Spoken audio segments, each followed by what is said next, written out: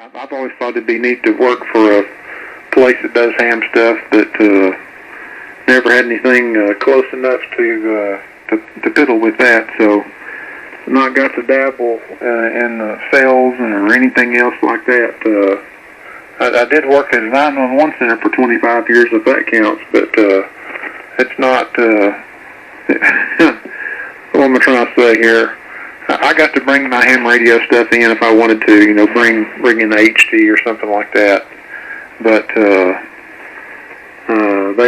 they paid somebody else to work on the radios. But if they had a question, everybody turned around and looked at me, and I was aggravated. I was like, "Hey, y'all paid somebody else for this. You need to ask them instead of asking me." Not because I can't answer, but because I am not the one getting paid for it. Yeah, I would have been the same way. That's what kind of funny. At the same time, I definitely understand why that would get pretty annoying. Yeah, when the EMA guys that worked at my location, emergency management guys, took over kind of the radio stuff in-house, they were coming to me left and right asking me questions, and they took all of my recommendations that I gave them except for one. And that was when they were putting a tower up on the mountain about how it should be placed, and or at least that's what I've been told. They've got it turned the wrong way. But if you've not got a tower up already, and there's a particular place you want to talk to, instead of just putting one leg in that direction and getting good coverage that one direction, put two legs that direction. That way you got extra places to mount antennas on the good side of the tower.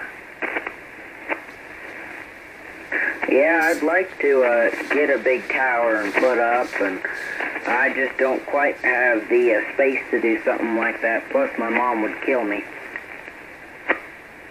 Yeah, all I've ran is masts when I lived at my parents' house, so the stuff I could take down pretty easy.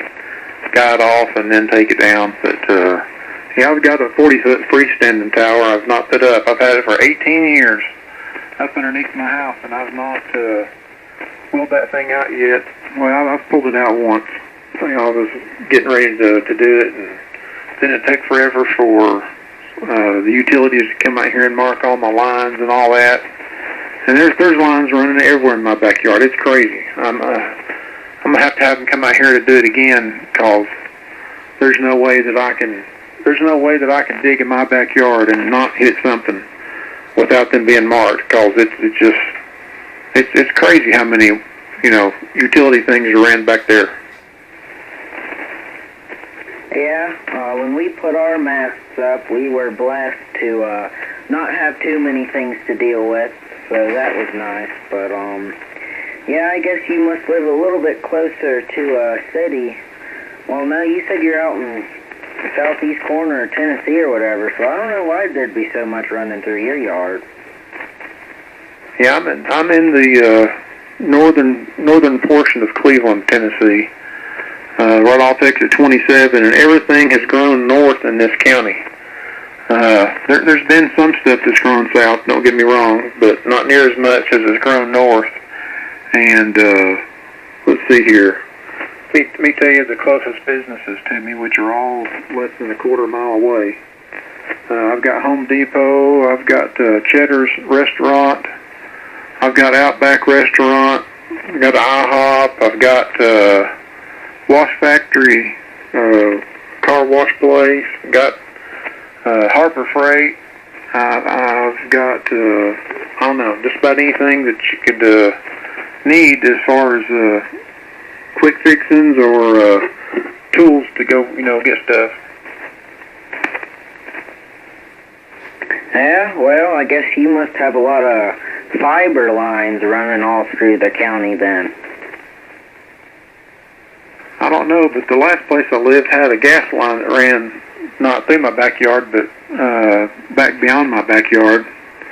And excuse me, John, the N4XYC that was on here earlier, I just lived 2 or 3 doors down from him, so he had similar backyard, but his was more industrial. Hold on just a second here, I'm going to have to choke.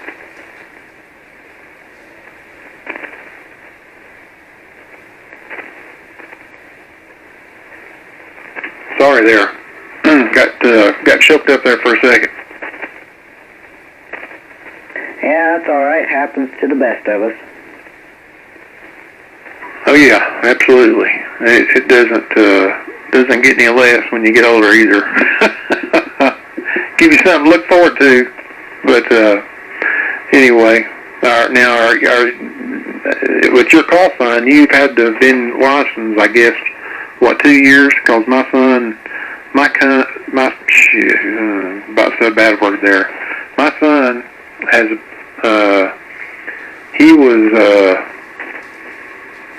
KO4QIC, Quebec, India, Charles. And now he got a vanity call of one of my good friends that passed away. He got WD4DES. And anyway, so it's always hard for me to keep up with the era of original calls. My original call was Kilowatt Delta for Mike Romeo Papa. So I went by. I had a bunch of different phonetics I had with that one. Yeah, I started to get my license and stuff back when COVID hit and everybody was just at home. So I got my technician in 2020, and general, I think I got that in the same year, and then I think it was the next year that I finally got my extra.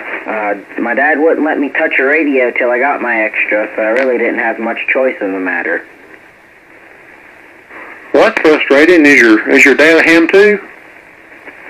Yeah, way back when he was younger, he was into CB and ham, and he only had his technician license, and it just so happened that we were up here, and he just showed me some of the stuff, and I got interested in it, and he regrets it more every day, because I tell him I want this and I want that, and he was not expecting us to get so, I guess, just deep into this ham radio business. It's kind of funny. But, yeah, he got me into it, and he's wishing he never did, if I had to say. I understand that. It can be expensive. That's why I've only bought cheap stuff for my oldest boy that's got his license. He's getting ready to turn 21 later in the month, so he'll have had his license for 4 years, which blows my mind. So anyway, it just doesn't even seem right. Yeah, it's pretty wild how time flies. Going into 10th grade, and it just seems like my school years get shorter and shorter the busier I get. Yeah, you ain't seen anything yet. Of course, college to me, I felt like was a breeze. I took classes that I wanted to instead of classes that I was particularly demanded to take because I was taking technical stuff. And anyway, I had to take some stuff that I didn't want to, but not much. It's mostly almost all technical stuff with a few little things thrown in there added on, I guess, to try to make you more complete. But it is what it is. But yeah, I've made, just like virtually every ham out there, spent a small fortune or maybe a big fortune on ham radio. You get into it and you spend 34, 35 years into it, and you'll have a collection.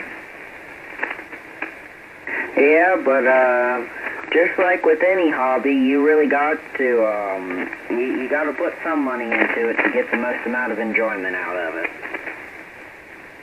That's true. Well, you can't get much more enjoyment out of it than an antenna. Now, I can't speak to a whole lot of that right now with what I've got up. I've got more to put up, but anyway, yeah, the antenna is where the joy comes, I think, as far as getting more bands and getting gain on different bands and stuff like that. That's fun there. But if you ever want to read up on something, look up. I think it's called All About Cubical Quads, and I'm not sure if you've studied.